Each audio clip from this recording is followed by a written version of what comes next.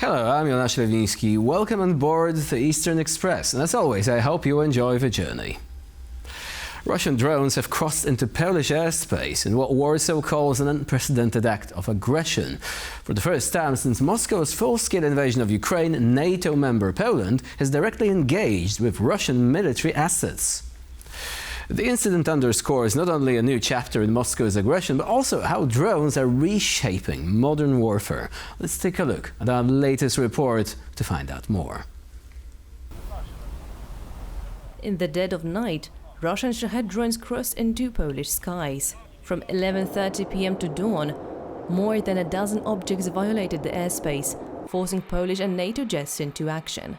The debris was later found not only near the Belarusian border in Czosnówka, but also deeper into Podlaskie, Mazowieckie and Lublin regions. Flights were also halted in Warsaw, Modlin, Rzeszów and Lublin. The incursion marked what Warsaw called an act of aggression, the first direct NATO engagement with Russian assets since 2022. Brussels voiced full solidarity, while Poland raised readiness to its highest level. There is a full-scale war beyond our eastern border, and we have already witnessed actions in our own skies that go beyond mere provocation. And perhaps today we need to say it again very loudly and clearly. Poland today has a political enemy on its doorstep who does not conceal his hostile intentions. But neutralizing drones with $1 million missiles is costly. Sky CTRL covers low altitudes, but there are too few of them. The Barbara aerostat system, which can detect targets 300 kilometers away, won't arrive until 2027. So until then, Poland relies on Patriots, Narew and Allied jets. Allied mechanisms have been activated. Polish, Dutch, Italian and German aircraft participated in the operation. We are dealing with an unprecedented attack by Russia, not just on Polish territory, but on NATO territory as well. Ukraine warns this is only the beginning. Drones are now flying low, cheaply and in swarms, designed to exhaust defenses. Kyiv is calling for a continental shield. We need to develop a joint air defense system and create an effective air shield over Europe. Ukraine has long advocated for this, and we have concrete solutions. We must respond together to current challenges and be prepared for potential future threats to all Europeans. Poland is better prepared than it was in 2022, but the test has only begun. Moscow probes and NATO answers. And the sky over Eastern Europe is becoming the new front line. And now we're zoning in on the east-planning portion of our show. When Russia launched its full-scale invasion of Ukraine back in February 2022, drones were already part of the battlefield. But in less than 3 years, their role has transformed dramatically. Today, they're no longer just support tools. They are frontline weapons, shaping the war itself. At the start, drones were mostly used for reconnaissance. Ukraine's Bayraktar TB2s became symbols of resistance, striking Russian armor and ships, while Moscow's Orlan 10s guided artillery fire. Their role was visible, but still limited. By late 2022, Russia began using Iranian-made Shahed drones in mass strikes on Ukraine's power grid. At the same time, Ukraine shifted to producing thousands of small FPV drones, inexpensive explosive-packed devices that turn into kamikaze weapons against tanks and trenches. From 2023 onward, both sides scaled up.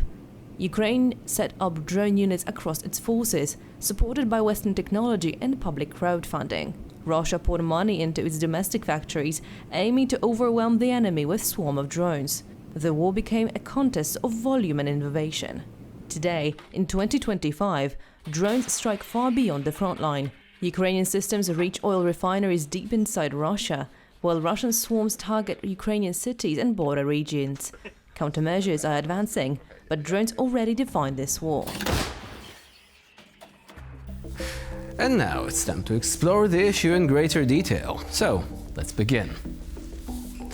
Poland is once again on the front line of Russian aggression, this time not with tanks or missiles, but with drones. Nearly 20 Shahed-type drones crossed into Polish airspace during Moscow's massive assault on Ukraine. Polish forces shot down several objects, calling the incursion an unprecedented violation and an act of aggression. Prime Minister Donald Tusk confirmed Poland's skies were breached by what he described as a huge number of drones, prompting Warsaw to raise its military readiness to the highest level. Now, the incident marks the first direct engagement between NATO member Poland and Russian assets since the start of Moscow's full-scale invasion back in 2022. Debris were found in eastern villages near Belarus, and flights were temporarily suspended at several airports, including the one in Warsaw. European leaders, NATO allies and neighbors like Lithuania swiftly expressed their solidarity, condemning Russia's reckless actions. But the question remains, how prepared is Poland for this new threat? In recent months, Russia has ramped up drone use dramatically, you see. Experts estimate Moscow now produces up to 170 Shahed-type drones every day, many manufactured domestically. These cheap but destructive weapons can travel hundreds of miles and overwhelm air defenses. Ukraine has shown the world how drones have reshaped modern warfare. They're no longer just surveillance tools. They strike at the front lines. They destroy ships, they deliver supplies, and even take prisoners. On the battlefield, drones are now as common as artillery. For Poland, that reality is sobering. Bordering both Ukraine and Belarus, it faces the spillover of Russia's drone war.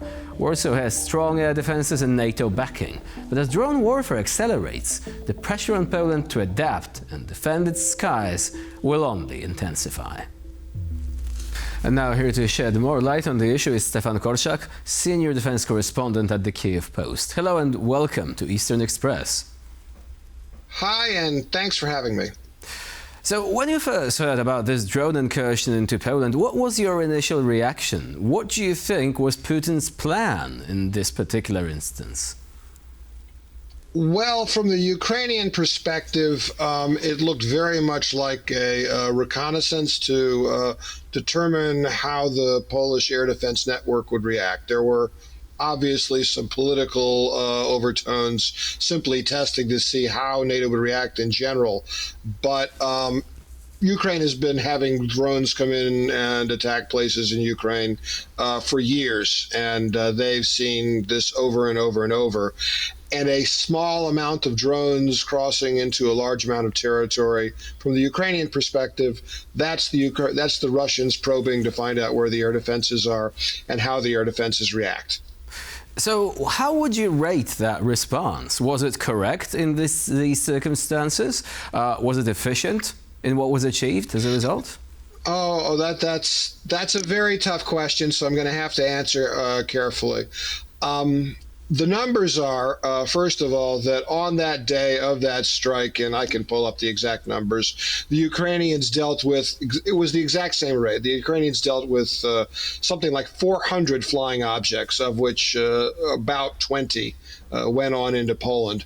The Ukrainians shot down something like, or knocked off course, rough numbers, 80% of those objects for their score for drones. Just the drones going into Ukrainian airspace was 93%. You can read in the Ukrainian media sort of the observation that it's clear that NATO is dealing with this for the first time, and they're going to get better. They observe that, yes, compared to the efficiency of Ukrainian air defenses, the NATO air defenses were less efficient, but they're making very clear that the rules of engagement the Ukrainians have are much freer than what's in NATO. And being in war is it's a learning process. And the understanding here is that this was the first time that NATO had to do this. Speaking of which, should we even compare Ukraine's situation and Poland's situation? I mean, Ukraine is a country at war, so it has a multi-layered system of defense which is in a constant state of vigilance. Of course, NATO is also supposed to, guard its airspace and all that, but we're not in a state of war technically. So one could say, okay, we were not expecting anything to happen, and the reaction would necessarily follow different protocols. Would you say that this is a correct assessment, though?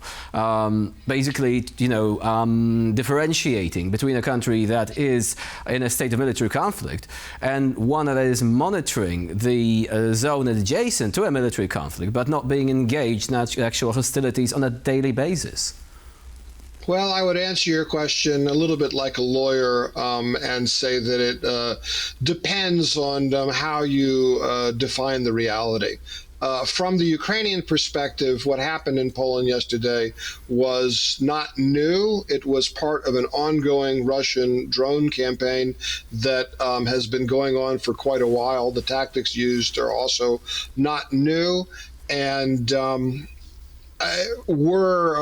if you look at the Ukrainian internet hard, you can probably find some uncharitable Ukrainians who would say that yes, and NATO has had a long time to get ready for this, and based on that, it seems like they aren't as ready as the Ukrainians are now, so hopefully they will get ready. But the understanding here is that you're quite right. It's one thing to deal with this on a daily basis, and it's another thing to be watching it and wondering if it will affect you or not. However, that said, from the Ukrainian perspective, NATO is at war with Russia. I mean, it's not Third World War, but in terms of whether or not there has been a hostile act of war from the Ukrainian perspective, that's happened. And now the question for the Ukrainians is, and not just the Ukrainians, how will NATO respond to that? But from the Ukrainian perspective, again, it is war. Exactly the same thing happens in Ukraine. Today, I think the number was 66 Russian drones breached Ukrainian airspace, of which more than 60 were shot down. But it's not different from the Ukrainian perspective. So, of course, some information still remains sketchy. We don't know how many of these drones actually carried warheads. At least some of them were of the decoy type, so they were intended to actually give you the radar image of a Shahed-type drone, whereas they're actually smaller and they contain certain components which are intended to try and deceive our air defenses, right? But would you say that this was an actual act of aggression, or is it still something that's moving, in this gray zone, just below the threshold of military conflict? Hybrid warfare, in other words, that's supposed to have a major psychological and perhaps political effect, but not intended to provoke a kinetic reaction, including any sort of tit-for-tat response.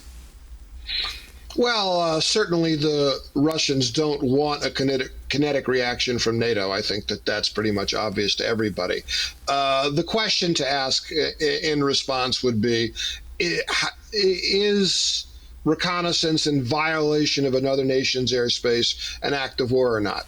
That's really the question. From the Ukrainian perspective, it is. From the NATO perspective, maybe it is, maybe it isn't.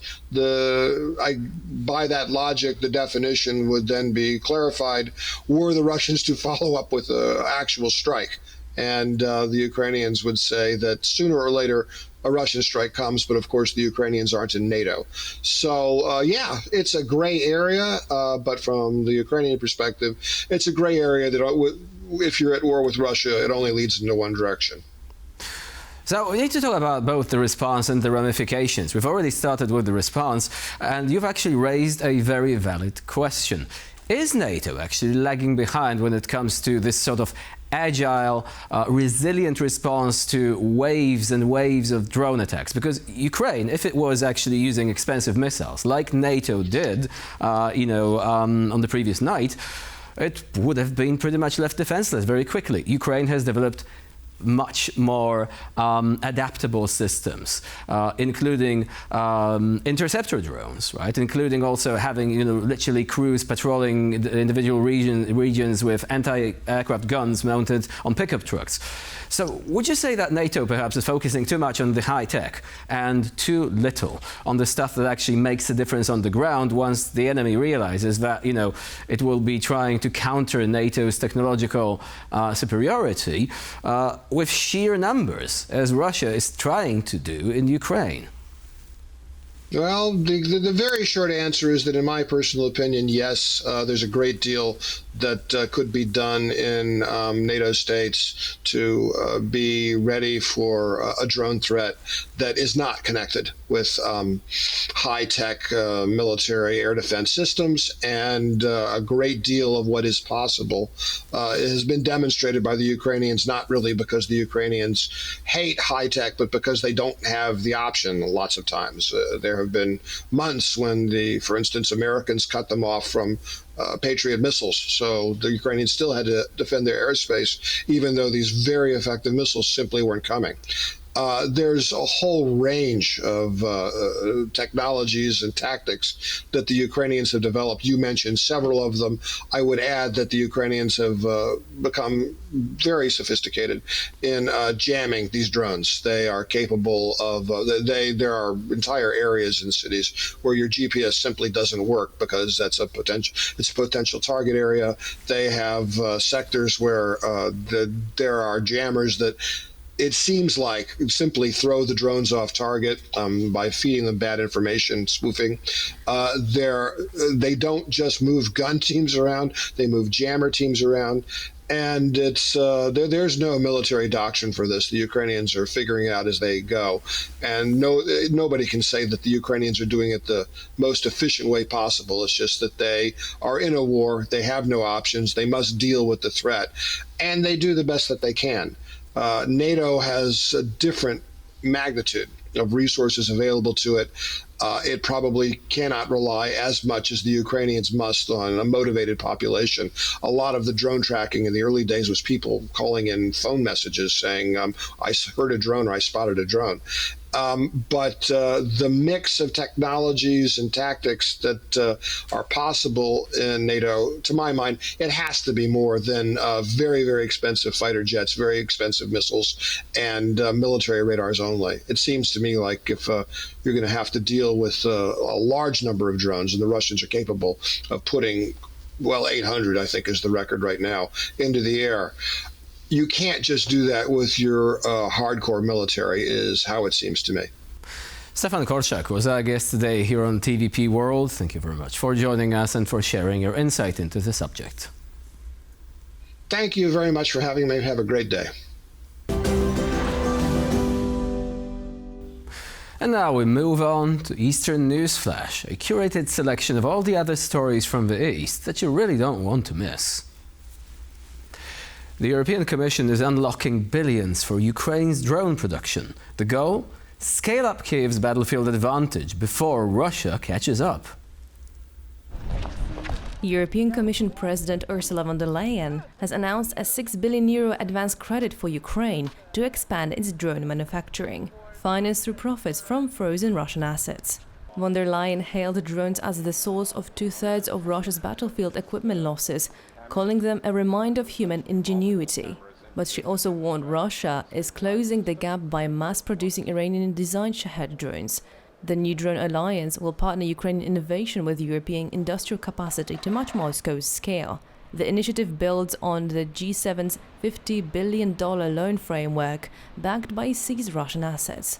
The EU alone will contribute over €18 billion through this mechanism. The White House says Russia shouldn't remain cut off from the global economy as long as the war comes to an end. The comments signal a strategic shift in thinking. US Vice President J.D. Vance told One American News that Donald Trump does not support the long-term economic isolation of Russia. They've got a lot of oil, a lot of gas, and a lot of mineral wealth, Vance said, adding that Washington could have a very productive relationship with both Moscow and Kyiv after a peace deal. The remarks follow reports that Trump's peace proposal may include lifting sanctions on the Kremlin, raising concerns in Kyiv and Brussels. Meanwhile, Europe is pressing Washington to enforce secondary sanctions on Russian oil buyers. A new joint delegation is set to visit DC to coordinate the penalties. So far, however, Trump's administration has imposed only limited tariffs, notably on India, a major importer of Russian crude. Russian oligarch Roman Abramovich has lost his EU court battle to lift sanctions. Judges ruled the asset freeze necessary and appropriate. The European Union's General Court has dismissed Roman Abramovich's latest appeal to remove sanctions imposed after Russia's full-scale invasion of Ukraine. The court upheld the asset freeze and travel ban, citing Abramovich's links to the Kremlin and his stake in steel gas Evraz, a major revenue source from Moscow. The billionaire has argued that the sanctions were unfair and based on his public profile, not evidence. But the court rejected these claims and denied his request for compensation. Abramovich has also lost similar legal challenges in the UK and remains under multiple restrictions. On the same day, Ukraine's ex-president Viktor Yanukovych lost his own decade-long fight to overturn EU sanctions, marking a clean sweep for Brussels in high-profile cases. And for this episode of the Eastern Express, it's the end of the line. Please stay with us here on TVP World for more latest news and updates.